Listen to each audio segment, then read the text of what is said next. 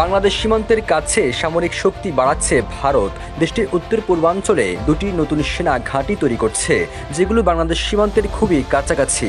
একদিকে সীমান্তের কাছে সামরিক ঘাঁটি স্থাপন, আবার অন্যদিকে ভারতের চিকেন স্নেক নিয়ে আলোচনা। এমন প্রেক্ষাপটে নতুন করে প্রশ্ন উঠেছে, তবে কি চিকেন স্নেক রক্ষা করতে সীমান্তে সামরিক ঘাঁটি জোরদার করছে ভারত, নাকি এর পেছনে রয়েছে বাংলাদেশ নিয়ে অন্য কোনো ষড়যন্ত্র?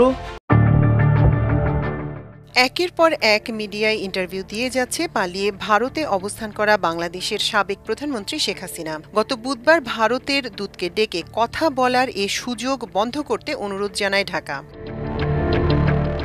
কিন্তু এ পদক্ষেপে সত্যিই কি হাসিনার বক্তব্য বন্ধ হবে? এ নিয়ে কূটনৈতিক মহলে উঠেছে নানা প্রশ্ন। কারণ ভারত বলছে শেখ হাসিনাকে তারা আশ্রয় দিয়েছে ঠিকই, কিন্তু তিনি কার সঙ্গে কথা বলবেন বা বলবেন না সেটার নিয়ন্ত্রণ ভারত করতে পারে না, কিংবা ভারতের সরকার মিডিয়া নিয়ন্ত্রণ করে না। গত কয়েক সপ্তাহের মধ্যে আন্তর্জাতিক সংবাদ মাধ্যম রয়টার্স, এএফপি, বিবিসি ও নিউজ 18 সহ ভারতের কয়েকটি সংবাদ মাধ্যমকে সাক্ষাৎকার দিয়েছেন শেখ হাসিনা। বিষয়টি মোটেই ইতিবাচকভাবে নেয়নি ঢাকা। শেখ হাসিনাকে মূলধারার ভারতীয় গণমাধ্যমে কথা বলার সুযোগ দেয়া ভারত বাংলাদেশ সম্পর্কের জন্য মোটেই সহায়ক নয়। আবারও বাংলাদেশ এবং ভারতের সীমান্তের কাছে রণক্ষেত্র শুরু হয়েছে। সুপ্রিয় দর্শক শ্রোতা, ভারত কি চাচ্ছে? ভারত কি চাচ্ছে? বাংলাদেশের সাথে যুদ্ধ করবে?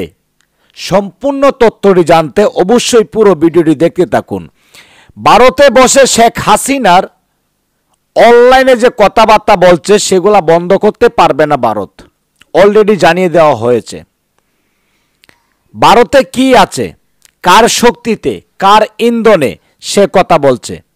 সুপ্রিয় দর্শক শ্রোতা, আজকের এই ভিডিওটি অত্যন্ত গুরুত্বপূর্ণ। কে কোন জেলা থেকে আজকে আমাদের এই ভিডিওটি দেখছেন অবশ্যই কমেন্টের মাধ্যমে জানিয়ে দিন। দয়া করে আজকের এই ভিডিওটি আপনার সোশ্যাল মিডিয়াতে শেয়ার করে দিন। বাংলাদেশ সীমান্তের কাছে সামরিক শক্তি বাড়াচ্ছে ভারত। দেশটির উত্তর পূর্বাঞ্চলে দুটি নতুন সেনা ঘাঁটি তৈরি করছে, যেগুলো বাংলাদেশ সীমান্তের খুবই কাছাকাছি। একদিকে সীমান্তের কাছে সামরিক ঘাঁটি স্থাপন, আবার অন্যদিকে ভারতের চিকেন স্নেক নিয়ে আলোচনা। এমন প্রেক্ষাপটে নতুন করে প্রশ্ন উঠেছে, তবে কি চিকেন স্নেক রক্ষা করতে সীমান্তে সামরিক ঘাঁটি জোরদার করছে ভারত, নাকি এর পেছনে রয়েছে বাংলাদেশ নিয়ে অন্য কোনো ষড়যন্ত্র? বাংলাদেশ সীমান্তের কাছে ভারতের সামরিক তৎপরতা নিয়ে যখন আলোচনা চলছে, ঠিক সে সময় লালমনিরহাটে সীমান্তের ৬২ কিলোমিটার ভারতের দখলে চলে গেছে বলে একটি তথ্য ছড়িয়ে পড়ে সামাজিক যোগাযোগ মাধ্যমে। এ বিষয়ে ১৫ বিজিবি অধীনের লেফটেন্যান্ট কর্নেল ইমাম মেহেদি জানান, লালমনিরহাট সীমান্ত নিয়ে বিভ্রান্ত তথ্য সামাজিক যোগাযোগ মাধ্যমে ছড়ানো হচ্ছে। তিনি বলেন, আমি স্পষ্টভাবে বলতে চাই, এটা সম্পূর্ণ একটা গুজব। এর মূল উদ্দেশ্য স্থানীয় জনমনে বিভ্রান্ত সৃষ্টি করা। ১৫ নভেম্বর বিবিসি বাংলার এক প্রতিবেদনে এসব তথ্য উঠে আসে। কিন্তু প্রশ্ন ওঠে, সীমান্তের কাছাকাছি কেন সেনা ঘাঁটি স্থাপন করল ভারত? এমন প্রশ্নে ভারতের অবসরপ্রাপ্ত মেজর জেনারেল দীপঙ্কর ব্যানার্জি জানিয়েছেন, এটি এক ধরনের সক্ষমতা বৃদ্ধির অংশ। কৌশলগত শিলিগুড়ি করিডোর ভারতের জন্য স্পর্শকাতর একটি জায়গা। এখানে ভারতের স্বরাষ্ট্রমন্ত্রী অমিত শাহ সীমান্তে সতর্কতামূলক কিছু ব্যবস্থা নিচ্ছেন এবং চিকেন স্নেক সেটারই একটি অংশ বলে জানান তিনি। কিন্তু বাংলাদেশের পট পরিবর্তনের সঙ্গে এর যোগাযোগ আছে কিনা এমন প্রশ্নে তিনি বলেন, এটা সেরকম কিছু নয়, বরং এটি সীমান্তের নিরাপত্তা বাড়ানোর স্বাভাবিক প্রক্রিয়া। তবে সীমান্তের কাছে ভারতের সেনা ঘাঁটি স্থাপন প্রসঙ্গে লালমনিরহাট বিজিবি অধিনায়ক মেহেদি ইমাম জানান, সীমান্তরক্ষী ফোর্স হিসেবে আমি বর্ডারে এমন কোনো সমাবেশ দেখিনি যে কারণে আমি উদ্বিগ্ন হব। এটা একান্ত তাদের ব্যক্তিগত মুভমেন্ট। যতক্ষণ পর্যন্ত না আমাদের সার্বভৌমত্বের প্রশ্নে এটা প্রশ্নবিদ্ধ করবে, ততক্ষণ পর্যন্ত এটা ভারতের অভ্যন্তরীণ বিষয়। তবে এই বিষয়ে বাংলাদেশের অবসরপ্রাপ্ত মেজর জেনারেল মোহাম্মদ নাঈম আশফাক চৌধুরী জানান, ভারত খুব হিসেব নিকেশ করে এই সিদ্ধান্ত নিয়েছে।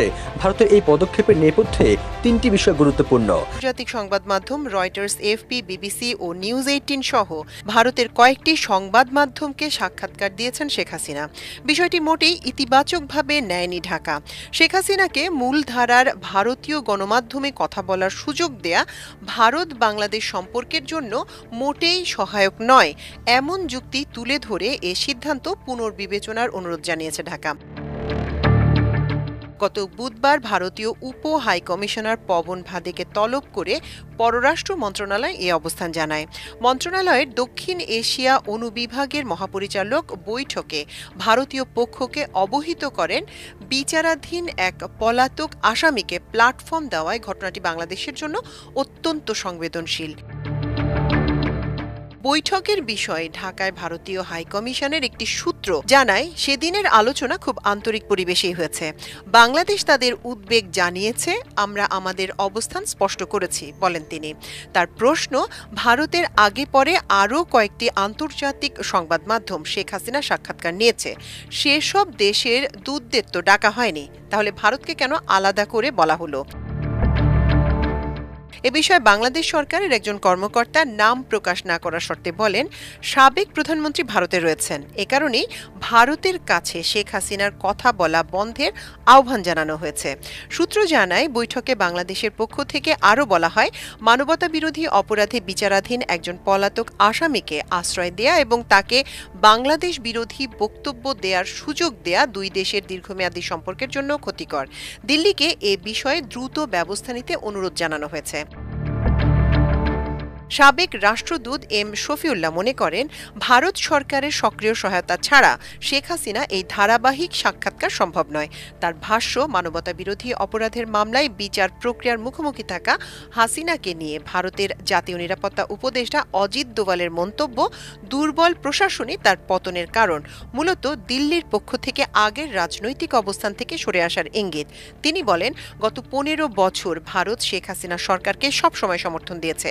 বিতর্কিত নির্বাচন হোক বা রাজনৈতিক সংকট, ভারত তাকে আঁকড়ে ধরে রেখেছে। সম্পর্ককে সোনালী অধ্যায়ও বলা হয়েছে। এখন আবার বলা হচ্ছে দুর্বল শাসনই তার পতনের কারণ। এটা পরিষ্কারভাবে হাসিনার প্রতি ভারতের আস্থাহীনতার প্রকাশ। শফিউল্লাহ দাবি করেন, দোভালের মন্তব্যের পর হাসিনার ক্ষুণ্ণ মর্যাদা পুনরুদ্ধারের জন্যই ভারত তাকে দিয়ে বারবার গণমাধ্যমে বক্তব্য প্রকাশের ব্যবস্থা করছে। শেখ হাসিনা যে নিরাপত্তা বেষ্টিত পরিবেশে আছেন, সেখানে কোনো মিডিয়া সরকারের অনুমতি ছাড়া যেতে পারে না। এম শফিউল্লাহ এমন মন্তব্য করে আরও বলেন, শেখ হাসিনা নজরদারি অবস্থায় থাকায় সরাসরি সাক্ষাৎকার দেওয়া সম্ভব নয়। তবু ভারতের 3 শীর্ষ গণমাধ্যমে প্রকাশিত তার লিখিত সাক্ষাৎকার, এই পুরো আয়োজন ভারতীয় উদ্যোগেই করা।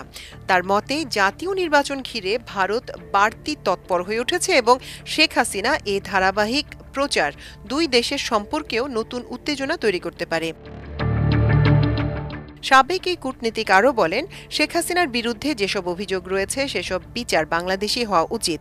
তাই ভারতের উচিত এদেশের মানুষের প্রত্যাশা বিবেচনায় নিয়ে আইনের শাসনের স্বার্থে শেখ হাসিনাকে দেশে ফেরত পাঠানো। আমাদের উপরে দাদাগিরি বন্ধ, প্রতিবেশী দেশ, তারা ইচ্ছে করলেই তারা আমাদের সঙ্গে সুসম্পর্ক রাখতে পারে। বারবার আলোচনায় বসার পরও পানি বণ্টন নিয়ে ভারতের পক্ষ থেকে কোনো আগ্রহ দেখা যায়নি। এমন একতরফা আধিপত্য, ভারতের দাদাগিরি বন্ধ করতে হবে।